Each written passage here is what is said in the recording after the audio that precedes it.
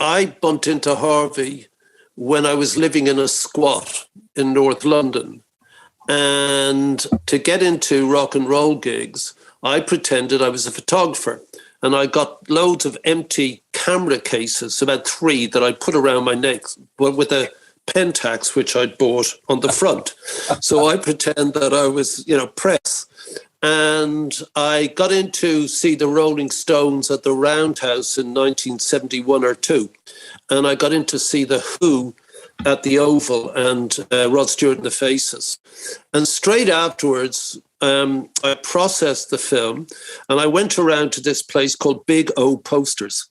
And there's a picture of Mick Jagger and Pete Townsend. And there was this guy there called Goldsmith. And he said, I'll give you £17 for the 2 of them. And £17 was shit then, never mind now, And so I had to sell him. I was broke. I was living in a squat.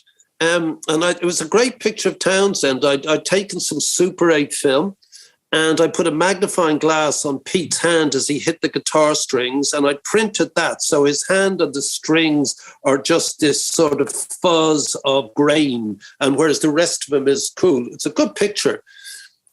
I've seen those 2 posters so many times in people's houses and on television, 17 quid. And, when I went back when I was 19, I said, do you think I could have a bit more? He goes, no, who are you?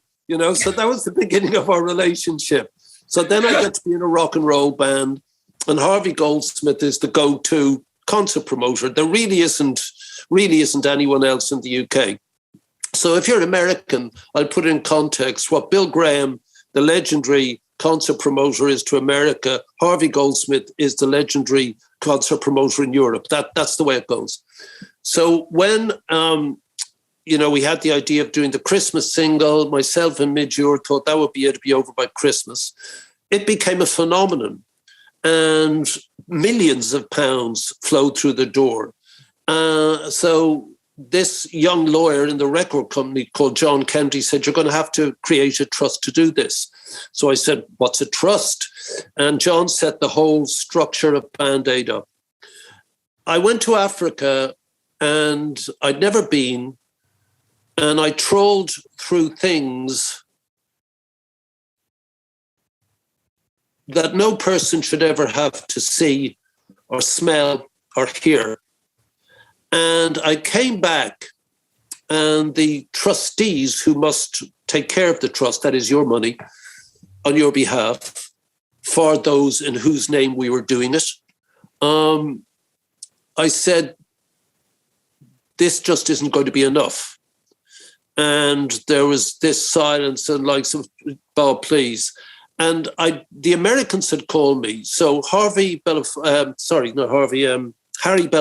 and Michael Jackson had called me and asked me to go over to America, where Quincy Jones and Harry and Ken Cragen, who was manager of Lionel Richie and Kenny Rogers, had put together a song written by Michael and Lionel, and they got all the artists on the night of the American Music Awards or the Grammys or something to come to the studio. So I'd been to that, to USA for Africa. This was now the biggest selling single in the world. So my idea was we can put these 2 records together, Band Aid and all the great British artists, USA for Africa, all the great American artists, and we can join in maybe another Christmas event.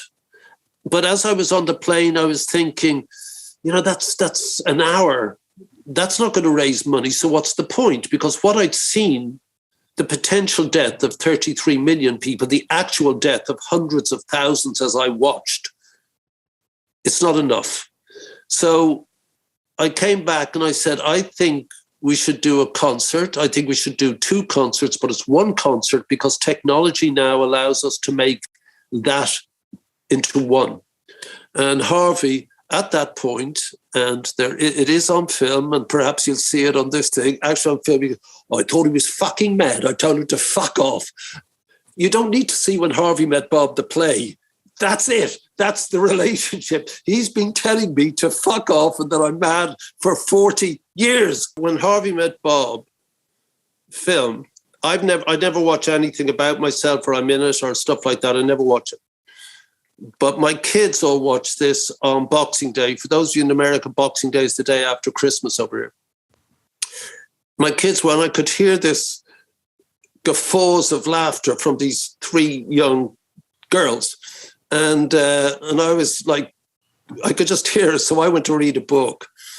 But what I was told was that in one of the scenes, to persuade Paul McCartney, who hadn't played for 6 years, who'd retired more or less, to kind of, persuading Paul to come and do it was an effort. So in the film, what they've got is me going down to his house in Sussex and to see if I was the right sort of guy that he could trust. We go out and dig up beetroots together in his garden because Paul was Mr. Organic or something. So there we are digging up beetroots, and because presumably I dug up a specimen beetroot, he decided to do Live Aid. That's not true. That never happened. Which is something that everybody forgets about it. They always focus on us and Midge co-writing the song, but behind it, there's a huge team of people, all of whom really did the work. And without that team, nothing would have happened. And that team goes from people doing the, organising the TV distribution, to the filming, to the booking, to the technology and all the rest of it. And all the work of building the shows, designing the sets, getting the sound in, and onwards and onwards and onwards. All for free. My focus. All for free. All for free. But that was my focus, to set my mind about pulling the best team possible who I knew would be able to deliver this properly. And that's what I couldn't think straight until I got back from China. And then I was just on it. And we just stopped life. I mean, I don't think we went to bed for 10 weeks, did we, Bob? Even the night before, I had to deal with two lots of aggravation. I had to go down to Wembley and pacify the crew, who were all literally walking out because the turntable stage had packed up and they couldn't get it working, and they just were exhausted. And I had to rally the troops and, get them all, take down a crate of beer and whatever. You need to explain the stage. Springsteen didn't do the show because he just got married and he hadn't gone on honeymoon, and Patty was going nuts. Yeah. And so he promised her honeymoon straight after the last Wembley gig. And I followed him around like a shadow with Harvey's connivance. Are you coming up? We're in Newcastle tonight. So I'd just be sitting backstage and Bruce says, I can't do it, Bob. I said, no problem. That's all right, Bruce. Coming out the dressing room, I'm still there. Well, I said, honestly, I really can't. She'll go, that's no problem, Bruce. Whatever, mate. Good on you. I just kept doing this. Springsteen gave us the stage. It's Bruce Springsteen's stage that we play on in Wembley. But to make sure that we could not go over time, because it was a television broadcast. More than it was a live concert, of course, was a television broadcast. So we couldn't go over midnight. So everything had to be this. So there was a red light system on the stage. Green light, you're fine. Orange light, you've got, I can't remember how many seconds to get off. Red light, you're gone, dude. And the stage would turn and you were off and the next band was on. We couldn't do it any other way. At the end of almost 24 hours, because people forget Australia came on stream earlier. At the end of almost 24 hours, I think we are a minute and a half over, 90 seconds over our slot. Okay, but the only way it could work was if you could have a turntable stage. On the night before Live Aid, I had to call people. My task was to call people and ask them, was there locked box systems in place? Don't ask me then or now what a locked box system is, but apparently it's where you can donate money safely before it gets to its final destination.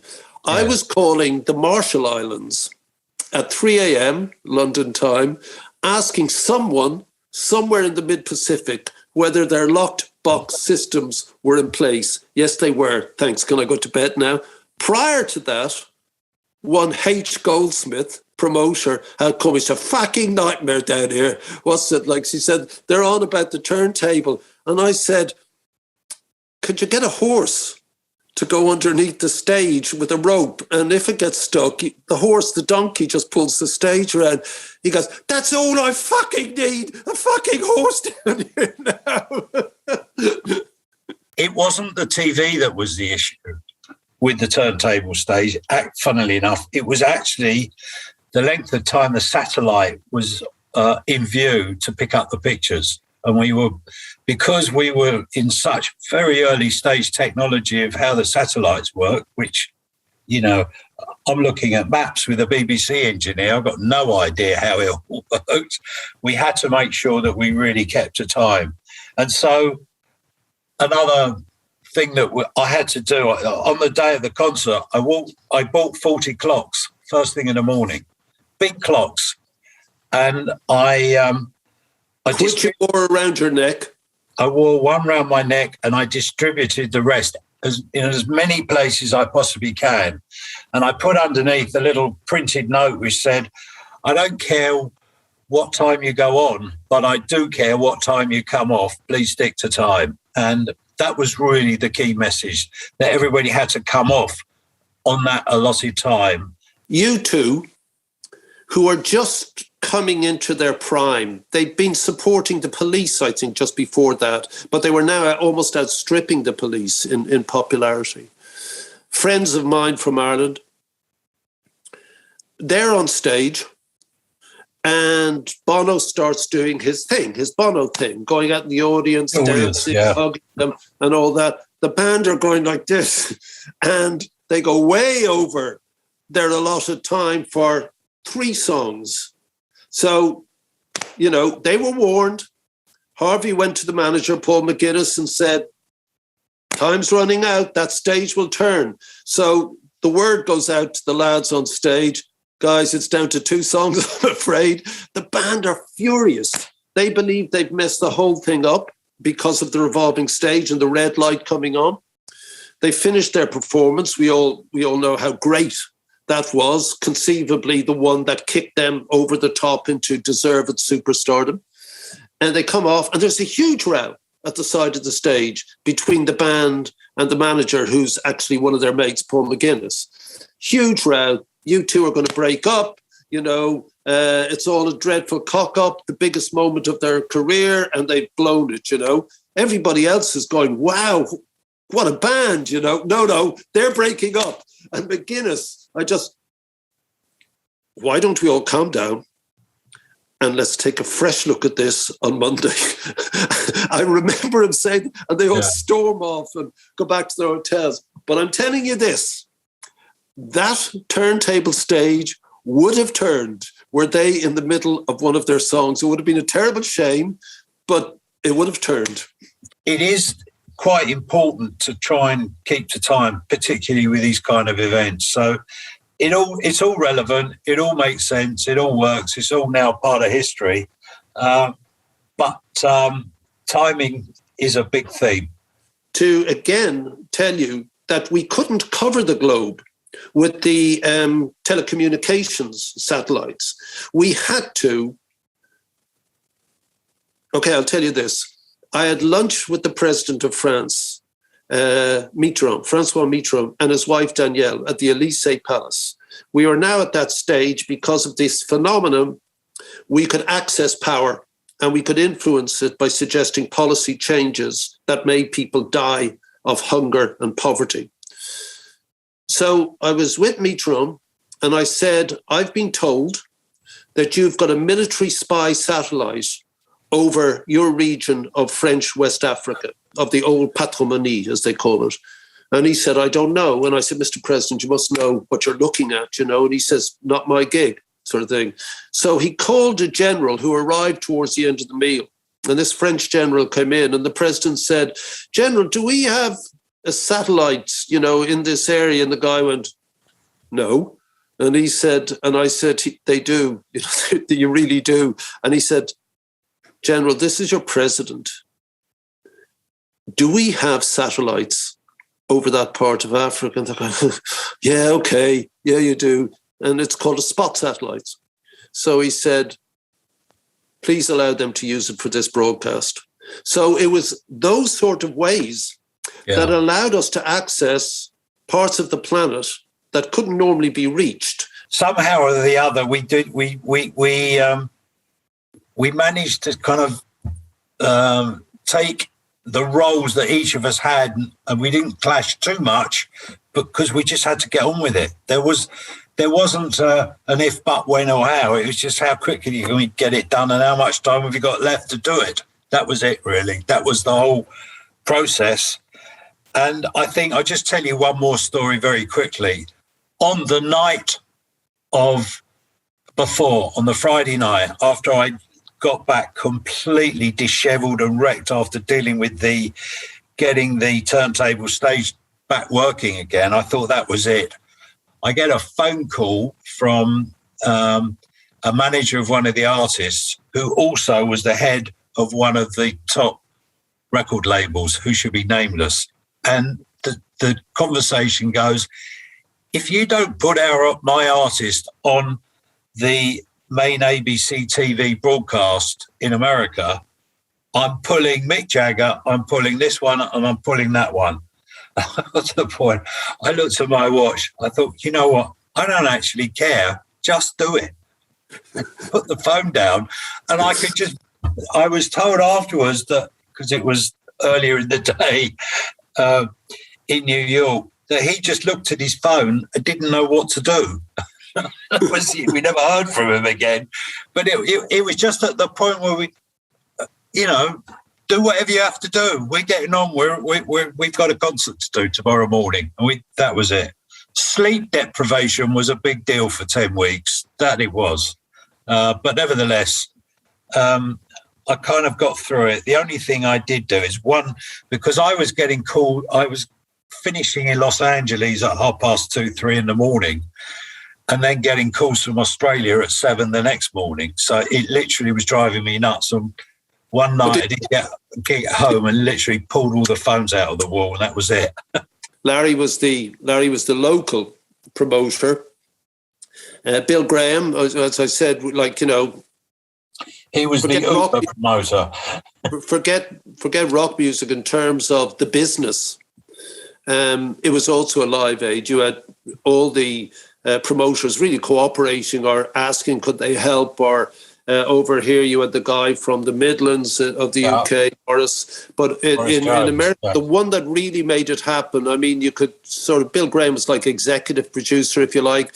Larry Magid was the one who made it work with, and this we go back to Harvey, his team, with Andy Zweck and Pete Smith, who were flown in to really accelerate things and to make sure that it actually functioned properly. But Larry is the hero in America, really, because it wasn't looking great for a while. In Philadelphia, they'd had a lot of trouble. Those of you who weren't alive then, the mayor of Philadelphia was bombing his own people, actually bombing them from helicopters. And what that was about was that there was a black anarchist outfit, and in the African-American part of town, and they were also a lot of drugs there, or the mayor thought there was a lot of drugs coming out of that area. The mayor himself was African-American, and so you had this awful situation where this African-American mayor was bombing the African-American areas of his own city. So that's actually why we got RFK Stadium for free. Because of all the crap publicity this mayor was getting, he was willing to do anything to bring us there. That's why we got the stadium. He would do it. He'd get up and sing himself, So that's why we got it. So I forgot to do it. David Bowie sat with me and Harvey, 11 p.m. one night. And I'd been given a newsreel tape by CBC, the Canadian broadcasters. And every night at 6, while I was doing my part of the organisation, talking to the artists, etc., I had an office in the record company. 6 o'clock, I'd go down, I'd do French TV, Spanish TV, American TV, Canadian, Japanese TV, 3 minutes each. The Canadian said, Bob, please watch this. Not, guys, I don't have time, I'm very tired. Anyway, I went back and I had a break and I slipped on the cassette. And what I saw appalled me. I mean, I'd been there.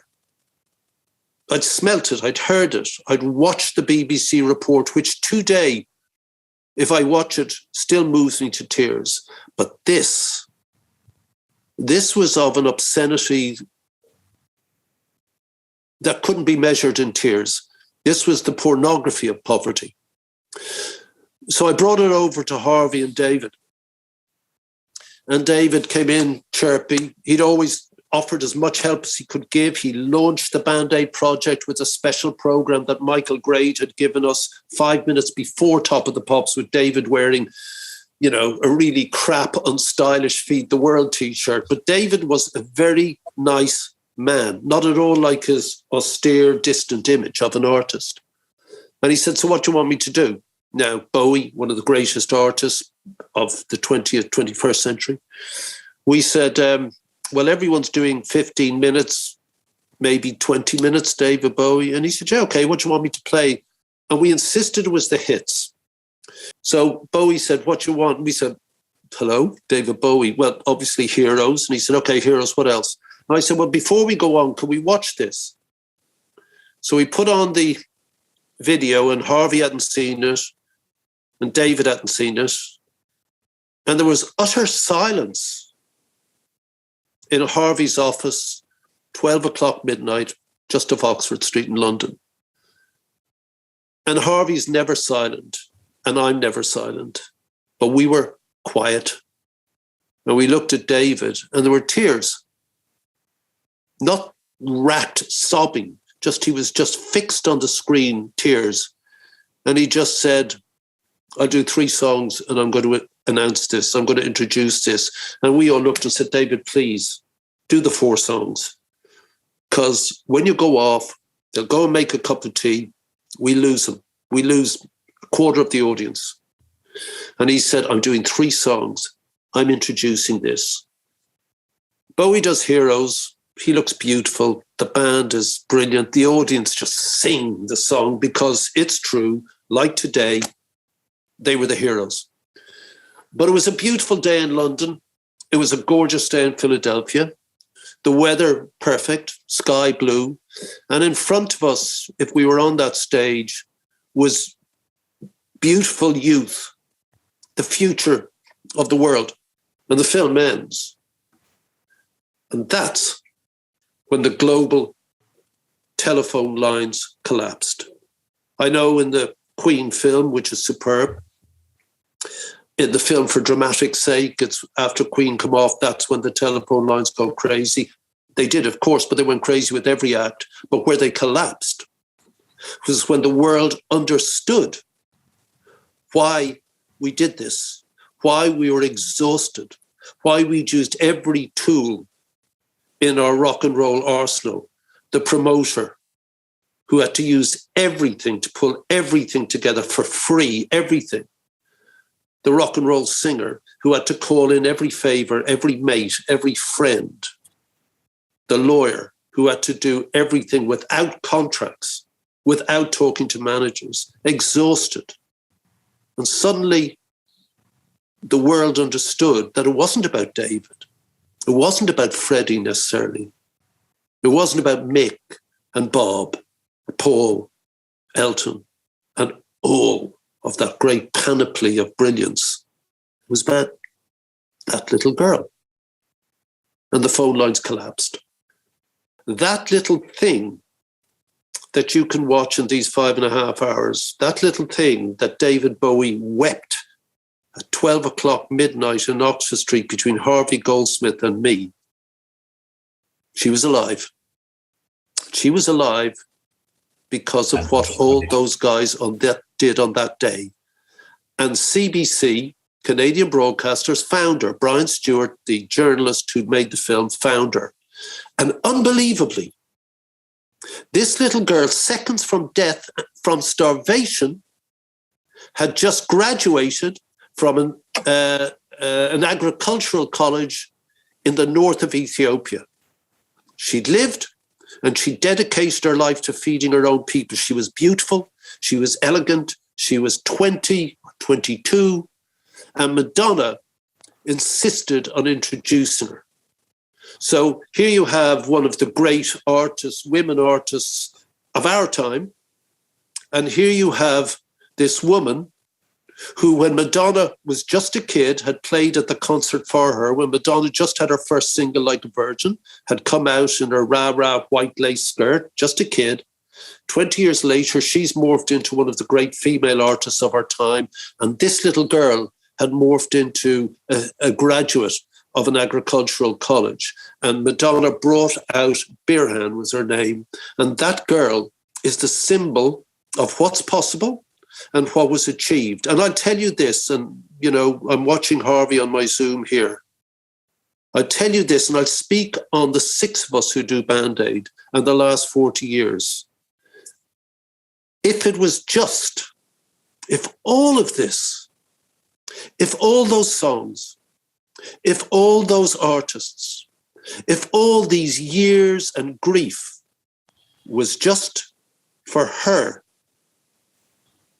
just that one person, then for me, and I'll speak for the others, for us, then it was all worth it. That here were these pictures, which really, part of it was the filming, and the other part was the marriage that CBC did in Canada with the Cars music, which was just magic.